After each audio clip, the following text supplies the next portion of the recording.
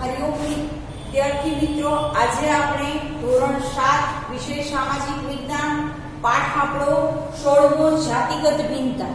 આગળના વિડિયોની અંદર આપણે ઘરકામની અંદર જે ભિન્નતા હતી એ પોઈન્ટ સુધી જોયું હતું. હવે આગળ આપણે જોઈશું ગૃહિણીનું મૂલ્ય અને જીવન. પછી છે નારી સશક્તિકરણ, વિવિધ ક્ષેત્રોમાં મહિલાઓ જન્મ અને જન્મ પ્રમાણ, બરાબર. મહિલાઓ આંદોલનનો અભ્યાસ, મહિલાઓ માટે આંદોલનનો અભ્યાસ, બરાબર. છેલ્લો પોઈન્ટ છે આપણો. પહેલો આપણે પોઈન્ટ જોઈશું કે ગૃહિણીનું મૂલ્ય શું છે. ગૃહિણી શબ્દ આપણે જોઈએ એટલે આપણે ગૃહ એટલે ઘર, આપણે ખબર જ છે, બરાબર.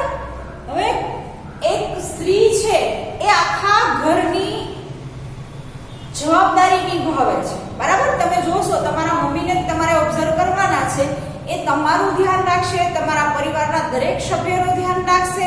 ઘરની સાફ સફાઈથી માંડીને તમામ કામ, બરાબર, મમ્મી ઉપર નિર્ભર છે. એક દિવસ મમ્મી બહાર જાય અને બધું કરવાનું આવે ત્યારે ખબર પડે કે મમ્મી કેટલું કામ કરે છે, બરાબર. તમે જોશો કે સવારથી ઉઠીને સાંજ સુધી એમ કહેવાય કે કન્ટિન્યુ જે મમ્મી ઘરે રહે છે એ તમામ જવાબદારીઓ ખૂબ જ સરસ રીતે નિભાવે છે, બરાબર. એક ઘરની અંદર એમ કહેવાય કે સ્ત્રી ના હોય તો તરત જ ખબર પડી જાય છે કે આ ઘરની અંદર ભાઈ લેડીઝ છે નહીં. શું કામ કે આખું ઘર છે એ એમ કહેવાય કે સ્ત્રીઓ ઉપર નિર્ભર છે. નાના બાળકોથી લઈને પુરુષો સુધી આપણે આપણા પપ્પાને જોઈશું, બરાબર. એ મમ્મી એક દી ના હોય તો એના બધી વસ્તુઓ મળે નહીં, બરાબર. આપણી વસ્તુઓ ના મળે, આપણે ખબર પડી જાય એક જ દિવસમાં મમ્મી ના હોય. ઓલું તો ફટ દઈને આપણે ઓર્ડર જ કરીએ, મમ્મી મારું આ કર્યું, મમ્મી મારી આ ચોપડી દીધી. જ્યારે મમ્મી ના હોય ત્યારે ખ્યાલ આવે કે ભાઈ મમ્મીનું શું મહત્વ છે, બરાબર, આપણા જીવનની અંદર. તો એક સ્ત્રી છે ઘર એમ કહેવાય કે ગૃહનું નિર્માણ કરે છે, એક ઘરની રચના કરે છે, બરાબર. ઘરના સજાવટથી માંડીને એમ કહેવાય કે પરિવારના દરેક સભ્યોની તમામ ઈચ્છાઓ પૂરી કરવામાં સ્ત્રીઓ ક્યારેય બાકી રહી નથી, બરાબર. આપણા ઇતિહાસની અંદર ડોક્યુ કરવા જઈએ તો પહેલાની સ્ત્રીઓ પણ આવું જ કરતી હતી, બરાબર. પણ એમાં આપણે ઘણો બધો સુધારો લાવ્યા છીએ. વર્તમાનની અંદર આપણે જોઈએ છીએ કે સ્ત્રીઓ છે જેટલા પડકાર એમ કહેવાય કે પડકાર સ્વરૂપ છે. અત્યારની જે વર્તમાનની સ્ત્રીઓની વાત કરીએ તો એક પડકાર સ્વરૂપ એમ કહેવાય કે બધી જ પરિસ્થિતિઓ સામે લડે છે. એક ઘરની આર્થિક પરિસ્થિતિ સામે લડે છે, બરાબર. કઈ રીતે લડે છે તમે જુઓ જ છો, બરાબર. ઘણાના ઘરમાં મમ્મી અને પપ્પા બંને એમ કહેવાય કે નોકરી પણ કરતા હશે. ઘરનું કામથી માંડીને એ સ્ત્રી ઘરની તમામ જવાબદારીઓ નિભાવે છે, ઘરનું કામ કરે છે, પ્લસ આર્થિક સહાય પણ પૂરી પાડે છે. કોને? કોઈ પરિવારને, બરાબર. અત્યારની આધુનિક સ્ત્રીઓને તમે લઈ લો તો ભાઈ સ્ત્રી જો ધારે ને તો ગમે એ વસ્તુ કરી શકે છે. ભાઈ સ્ત્રીઓ માટે અશક્ય કોઈ વસ્તુ નથી. એ ભાઈ નક્કી કરી લે મારે આ વસ્તુ કરવી છે તો ભાઈ એ કરીને જ રહે છે. ને એ વસ્તુ આપણે જોઈ પણ છીએ. આપણે આપણા આજુબાજુ એ વસ્તુ જોવાની છે, બરાબર. તમારા મમ્મીને લઈ લો કે આંટીને લઈ લો કે આજુબાજુમાં રહે કે તમારી બેનને લઈ લો, બરાબર. એ લોકો જે કરશે એ વસ્તુ એમ કહેવાય કે નોંધનીય અત્યારે આપણે જોઈએ છીએ એની અંદર ઘણું બધું પરિવર્તન આવ્યું છે. જ્યારે એમ કહેવાય કે પહેલાના સમયની અંદર એના જીવનનું મૂલ્ય નહોતું, બરાબર. એના જીવનના લક્ષ્ય નહોતા. ભાઈ મારા જીવનની અંદર શું કરવું છે. પહેલાના ઇતિહાસમાં આ પણ વસ્તુ આપણે જોવા મળી હતી કે ભાઈ એને ભાઈ છોકરીઓને એટલું માન સન્માન આપવામાં નહોતું આવતું, બરાબર. જ્યારે અત્યારે આપણે જોઈએ છીએ નહીં, પાછો એનો આપણે મતલબ એવો નથી ભાઈ એનું મહત્વ નહોતું, એટલું જ મહત્વ હતું, બરાબર.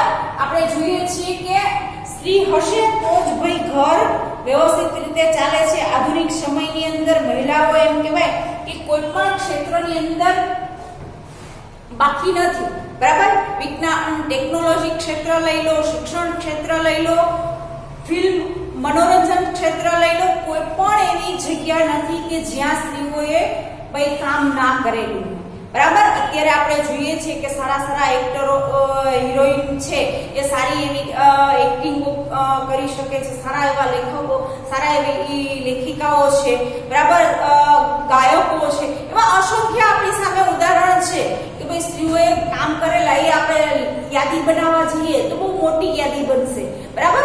એક પણ ક્ષેત્ર નથી, અવકાશમાં પણ એમ કહેવાય કે ભાઈ સ્ત્રીઓએ સ્થાન મેળવ્યું છે, ત્યાં પણ જવા માટે ભાઈ એ તૈયાર જ છે, એ ક્યારેય પાછી પાની કરતી નથી. હવે આપણે શિક્ષણની અંદર જોઈએ તો શિક્ષણ મેળવીને સ્ત્રીઓ કેટલી આગળ ગઈ છે એ વર્તમાનમાં તમે ખાલી જોશો તો પણ તમને ખ્યાલ આવી જશે કે ભાઈ સ્ત્રીઓ કોઈ જગ્યાએ પાછળ રહી નથી. એ પર્સન્ટેજમાં હોય કે બીજી કોઈ પણ ક્ષેત્રની અંદર તમે જોશો તો ભાઈ સ્ત્રીઓનું જીવન ધોરણ છે ઇતિહાસ કરતા, ભૂતકાળ કરતા વર્તમાનની અંદર ઘણું બધું આપણે પરિવર્તનશીલ જોવા મળે છે કે સ્ત્રીઓ ધારે તો ભાઈ ગમે એ કરી શકે છે, બરાબર. એનામાં એટલી શક્તિ છે કે બધા જ કામ પૂરી આસાનીથી કરી શકે છે. આપણે આપણી આજુબાજુ જોવાની જરૂર છે કે ભાઈ સ્ત્રીઓ કયા કયા કામ કરે છે, બરાબર. આ પોઈન્ટ થયું. પછી આપણે આપેલું છે નારી શક્તિનું, બરાબર. નારી સશક્તિકરણ એટલે શું? તમને એમ થાય કે ભાઈ નારી સશક્તિકરણની જરૂર શું કામ પડી, બરાબર. મહિલાઓ સશક્ત કરવા માટે છેલ્લા 2 દાયકામાં સરકાર દ્વારા અનેક કાર્યક્રમોની યોજના થઈ. પશુપાલન ઉદ્યોગ, અન્ય સાહસ માટેના સહાય આપવામાં અથવા તો ભાઈ સ્ટાર્ટઅપ ઇન્ડિયા અને મેક ઇન ઇન્ડિયા અંતર્ગત એમ કહેવાય કે ઘણી બધી નારી સશક્તિકરણ માટેની યોજનાઓ બહાર પડી છે.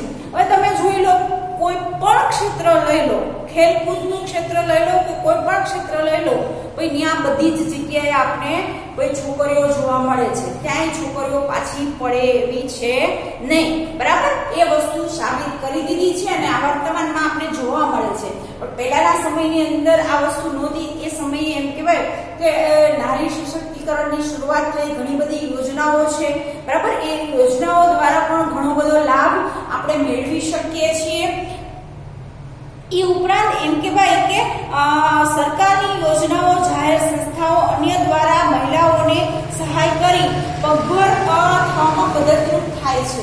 હવે આપણે ગામડાની અંદર જોઈએ છીએ કે ગામડાની સ્ત્રીઓમાં શિક્ષણનો પહેલા અભાવ હતો. અત્યારે આપણે જોઈએ છીએ કે પ્રાથમિક શિક્ષણ મેળવતી થઈ ગઈ છે, બરાબર. તો જેના કારણે એમ કહેવાય કે એ સ્ત્રીઓ પણ પગભર બને, એ પણ કામ કરતી થઈ છે, બરાબર. તો એ વસ્તુ એમ કહેવાય કે નોંધનીય છે. અત્યારે પુરુષોની સંખ્યામાં આપણે જોઈએ કે ભાઈ સ્ત્રીઓની સંખ્યા ભણવામાં વધારે આપણે જોવા મળે છે. છોકરીઓ સારા સારા માર્ક સાથે પાસ થઈ શકે છે, સારી પોસ્ટ મેળવી શકે છે, એ ગમે એ અધિકારીની હોય, બરાબર. આપણે બધા જ ક્ષેત્રની અંદર જોઈએ કે ભાઈ સ્ત્રી ઉમેદવાર આપણે એટલા જ જોવા મળે છે. એ આપણે નારી શક્તિનું એક ઉદાહરણ પૂરું પાડીએ છીએ એવું આપણે કહી શકીએ છીએ. હવે એમાં આપણા દેશની અંદર વિવિધ ક્ષેત્રોમાં મહિલાઓનું પ્રદાન છે. એવી કઈ કઈ મહિલાઓ છે, બરાબર. આપણો આગળનો પોઈન્ટ છે વિવિધ ક્ષેત્રમાં મહિલાઓ. તો એની અંદર પહેલું આપણે આપેલું છે, એની અંદર છે પ્રતિભાસિંહ પાટીલ, બરાબર.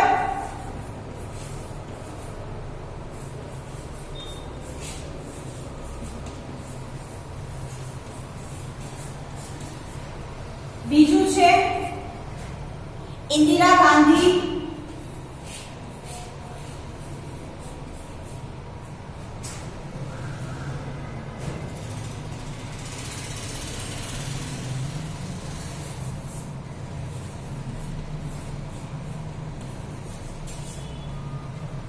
ત્રીજું છે સુષ્મા સ્વરાજ, લતા મંગેશકર, કલ્પના ચાવડા, વનિતા ગાયકવાડ, બરાબર. હવે આ બધી જ સ્ત્રીઓના નામથી તમે પરિચિત હશો જ. કદાચ ના ખબર હોય તો આપણે કહી દો. પ્રતિભાસિંહ પાટીલ છે એ આપણા દિલ્હીની અંદર એમ કહેવાય કે એક રાજકારણી છે અને આપણા એમ કહેવાય કે પ્રતિભાસિંહ પાટીલ છે એ રાષ્ટ્રપતિના પદ ઉપર નિમણૂક થયેલા હતા. પછી ઇન્દિરા ગાંધીને પણ આપણે ઓળખીએ છીએ, એ પણ એક રાજકારણી, સારા એવા રાજકારણી હતા. પછી સુષ્મા સ્વરાજ છે એ પણ ભાજપ પક્ષના રાજકારણી છે. પછી પછી લતા મંગેશકર એક સારામાં સારી ગાયિકા તરીકે, બરાબર, એનો તમે નાનપણથી લઈને અત્યાર સુધી હાલમાં પણ એમ કહેવાય કે જીવે છે લતા મંગેશકર, તો એનું આજે પણ એમ કહેવાય કે ગાયકી બીજાની કમ્પેરમાં આપણે જોઈએ તો સારામાં સારી ગાયકીનું આપણે એને સારા ગાયક તરીકે ભાઈ કહી શકીએ છીએ. કલ્પના ચાવલાને આપણે ભૂલી શકતા નથી, બરાબર. તમે આગળના ધોરણમાં બીજા વિષયની અંદર કલ્પના ચાવલા વિશે હિન્દીમાં કે ગુજરાતીમાં પાઠ આવે જ છે, બરાબર, કે એક અવકાશયાત્રી હતા, તો એને પણ એમ કહેવાય કે એક ક્ષેત્રની અંદર મોટી સિદ્ધિ મળેલી છે. અને વનિતા ગાયકવાડ છે એ એમ કહેવાય કે રમતગમત સાથે જોડાયેલા છે, એને પણ એમાં એમ કહેવાય કે રમતગમત ક્ષેત્રે એને મોટી ખ્યાતિ મળેલી છે.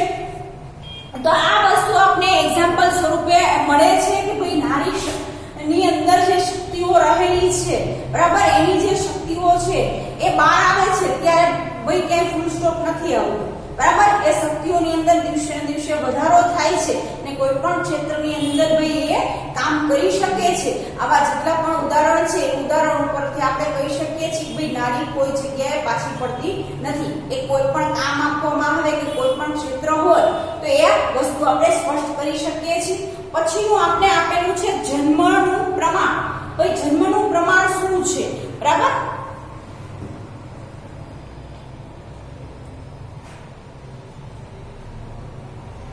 આ જેટલા નારી શક્તિના આપણે પરિચય મેળવ્યો, બરાબર, એ બધા વિશે બુકમાં થોડું થોડું તમને આપેલું છે, તો પાઠ્યપુસ્તકની અંદરથી એ માહિતી વાંચો. એ ઉપરાંત તમારે માહિતી જોતી હોય તો ગૂગલમાં એ નામ સાથે સર્ચ કરશો તો પણ તમને વ્યક્તિ વિશેની માહિતી મળશે, એના જન્મથી લઈ અને જ્યાં સુધી મૃત્યુ થયા છે ત્યાં સુધીની બધી જ ડિટેલ્સ મળશે કે ભાઈ એને કઈ કઈ કામગીરી કરી હતી, ક્યારે કેટલા વર્ષ સુધી કયા પક્ષ સાથે જોડાયેલા હતા, બધી જ માહિતી તમને મેળવી શકશો. હવે આપણે જન્મ અને એ જન્મના પ્રમાણ વિશેના પોઈન્ટની ચર્ચા કરીશું.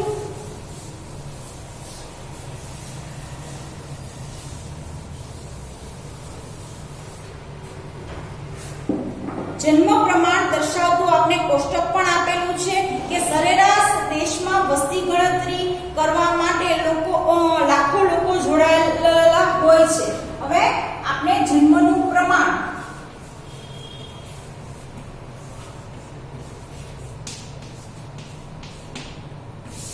આ પોઈન્ટ વિશેની ચર્ચા કરીએ, બરાબર.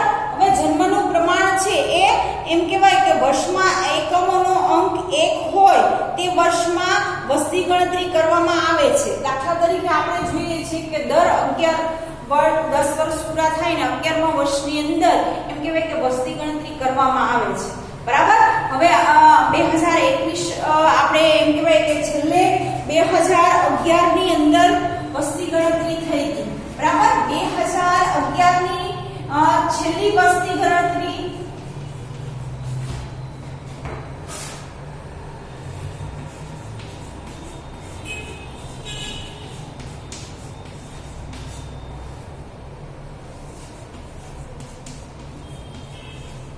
બરાબર 2011 માં વસ્તી ગણતરી થઈ હતી. હવે ક્યારે વસ્તી ગણતરી થશે?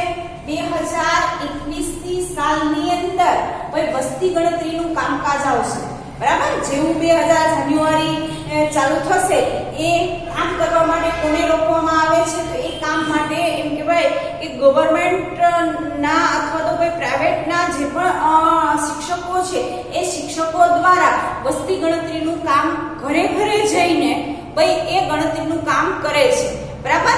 આખા કોઈ પણ વિસ્તાર હોય તો એ વિસ્તાર વાઇઝ એક વિસ્તાર આપેલો હોય, એ વિસ્તારની અંદર જેટલા પણ ઘર છે એ દરેક ઘરની મુલાકાત લઈ એમાં કેટલા સભ્યો છે, એમાં સ્ત્રીઓ કેટલી છે, બાળકો કેટલા છે, એની નામ, જન્મ તારીખ, ઉંમર, આ બધી જ વસ્તુઓ ભરી અને એમ કહેવાય કે વસ્તી ગણતરીનું કામ 2011 માં થયું હતું. હવે 2021 માં થશે, બરાબર. આવનારા વર્ષની અંદર એમ કહેવાય કે ફરી વસ્તી ગણતરી થશે અને એ આંકડો આપણે વિચારી પણ નહીં શકીએ. આપણે ખબર જ છે કે આપણા સરકારશ્રી દ્વારા જન્મનું પ્રમાણપત્ર પણ આપણે મળે છે અને મૃત્યુ થાય એનું પણ આપણે પ્રમાણપત્ર કઢાવવું પડે છે, બરાબર. તમારો જન્મ થયો હોય તો ભાઈ એની નોંધણી આપણે ગવર્નમેન્ટની જે કચેરી છે, દાખલા તરીકે ગ્રામ્ય લેવલે આપણે રહેતા હોય તો ભાઈ ગ્રામ પંચાયતની અંદર આપણે નોંધણી કરાવવી પડે છે, બરાબર. અને આપણો પરિવારનો સભ્ય કોઈ ગુજરી ગયો છે તો એની મરણની નોંધણી પણ આપણે ત્યાં જઈને કરાવવી પડે છે, બરાબર. તો આ છે એ વસ્તી ગણતરીનું કામ છે. એના કોષ્ટક વિશે જોઈશું, વિગત વિશે.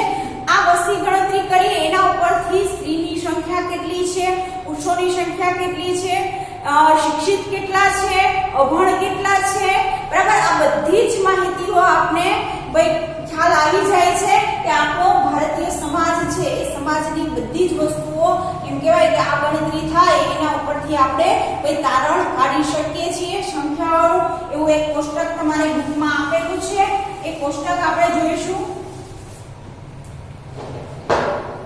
એમાં પહેલું આપેલું છે ક્રમ,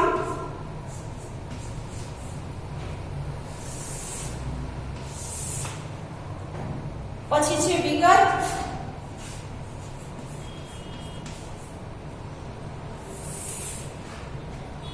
પછી છે ગુજરાત,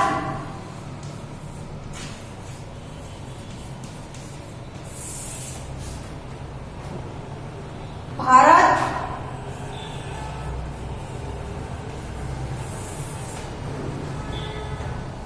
અને છેલ્લે આપ્યો છે તફાવત.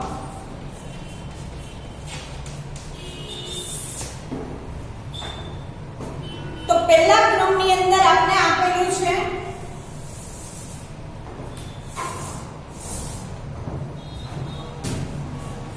આપણે જોઈશું જાતિ પ્રમાણ કુલ.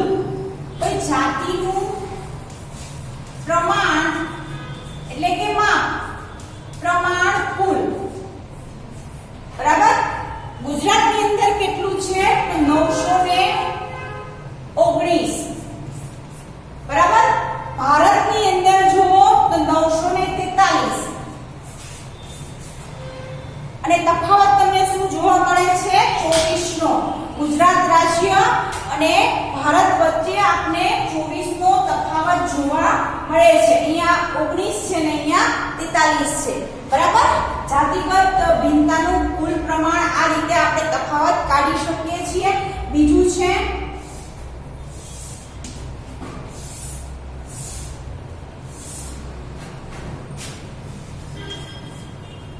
એની અંદર આપેલું છે ગ્રામીણ વિસ્તાર, બરાબર.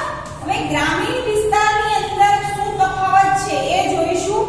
એની અંદર 949 છે ગુજરાતની અંદર, અને ભારતની અંદર જુઓ તો 949 બે સરખું છે એટલે તફાવત છે નહીં, અહીંયા આવશે નીલ, બરાબર. આગળનો પ્રશ્ન જોઈશું આપણે.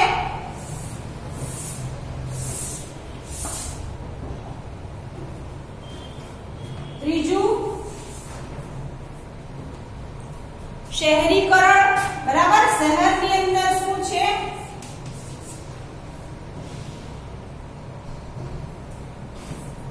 તો એની અંદર 880.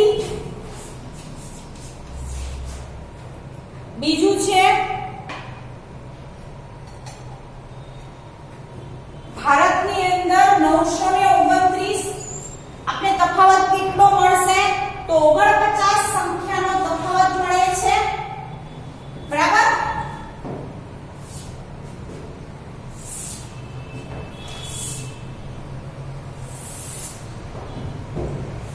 ચોથું આપણે આપેલું છે 0 થી 6 વર્ષની ઉંમર મુજબ જાતિ પ્રમાણ 886 છે, પછી 914 છે અને 28 નો આપણે ફરક જોવા મળે છે. આ રીતે આ કોષ્ટકની જે માહિતી છે એ સ્પષ્ટ રૂપે આંકડા સ્વરૂપે આપણે વસ્તી ગણતરી કરીએ એના ઉપરથી જન્મનું પ્રમાણ ભારત, ગુજરાત, બરાબર. દરેક રાજ્યનું આપણા ભારત દેશની અંદર 29 રાજ્યો છે તો 29 રાજ્યોની અંદર એમ કહેવાય કે સ્ત્રી પુરુષોની સંખ્યાથી માંડી અને બધી જ વસ્તુઓનું પ્રમાણ આપણે કાઢી શકીએ છીએ. ગ્રામીણ કક્ષાએ વસ્તી કેટલી છે, શહેરી જગ્યાએ વસ્તી કેટલી છે, એની અંદર શું તફાવત છે, શું સમસ્યાઓ છે, બરાબર. એ સમસ્યાઓના નિકાલ માટે શું કરેલું છે, ગ્રામીણ વિસ્તારમાં તફાવત કેમ વધારે છે, વસ્તી વધારા સાથે જાતિના પ્રમાણમાં કેમ મહત્વનું છે? હવે વસ્તી વધારો છે એની સાથે જાતિનું પ્રમાણનું પણ મહત્વ છે, બરાબર? એક પક્ષની જાતિ વધશે તો પણ ભાઈ ઘણી અસમાનતા ઊભી થશે અને એ પણ એક સમસ્યા સ્વરૂપે છે. અને ભૂતકે આપણે જોઈએ છીએ કે વસ્તી વધારો થાય છે, બરાબર? એ પણ એક આપણા દેશ માટે મોટી સમસ્યા છે એવું આપણે કહી શકીએ છીએ. અહીંયા બીજું એના પછી તમને આપેલું છે 1901 થી લઈ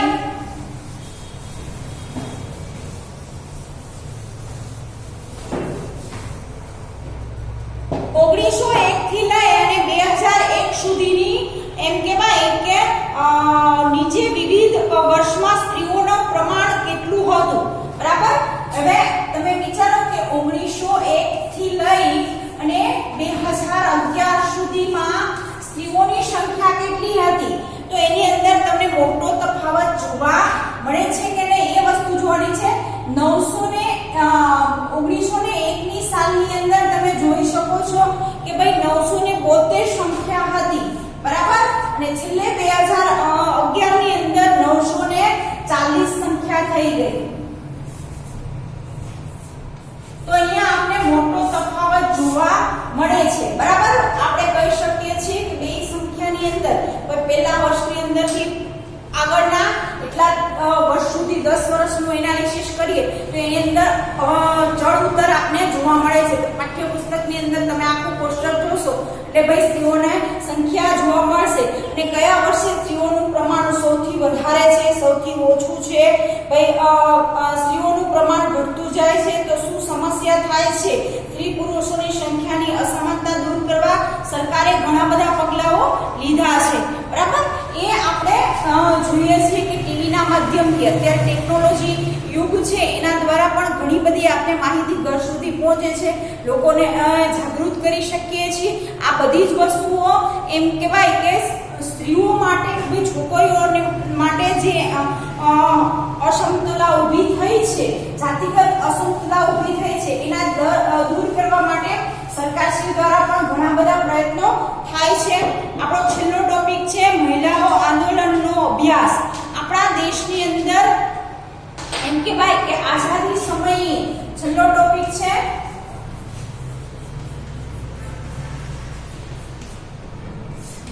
હવે મહિલાઓએ આઝાદી સમયે પણ એમ કહેવાય કે એની અંદર પણ આખા દેશની અંદર રાજ કરનાર અંગ્રેજો સામે આંદોલનમાં ભાગ લીધો હતો.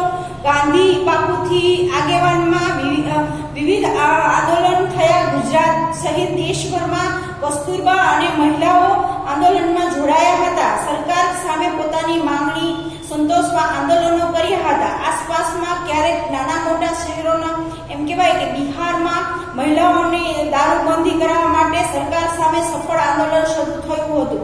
ઉનાળામાં એમ કહેવાય કે શહેરી વિસ્તારોની મહિલાઓને પાણી માટે આંદોલન કરેલું હતું. આવા જ બીજા અનેક આંદોલનો મહત્વપૂર્ણ મહિલાઓ માટે થયા છે. આંદોલનોમાં એમ કહેવાય કે મહિલાઓ જોડાય છે અને પોતાની સમસ્યા તથા સવાલો માટે આંદોલન કરે છે.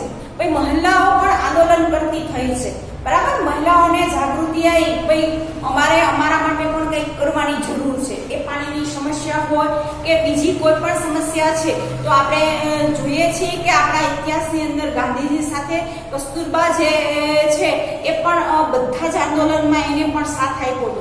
એ સમયે સ્ત્રીઓમાં જાગૃતિ લાવી હતી કે આપણે આપણા હક માટે અને આપણી જાત માટે પણ ભાઈ આંદોલનમાં જોડાવવું પડશે, બરાબર? આપણે રાણી લક્ષ્મીબાઈને ભૂલી નથી શકતા. એવા ઘણા ઇતિહાસના એવા નામી સ્ત્રીઓ છે એને આપણે ભૂલી શકતા નથી, બરાબર? તો નારી ઈચ્છે તો ભાઈ કોઈ પણ વસ્તુ કરી શકે છે. આ પાઠની અંદર આપણે જાતિગત ભિન્નતા વિશેની માહિતી મળી છે. તો આ પાઠ આપણો અહીંયા પૂરો થાય છે. આગળના વિડીયોની અંદર આપણે આ પાઠના પ્રશ્નોની ચર્ચા કરીશું. નમસ્તે.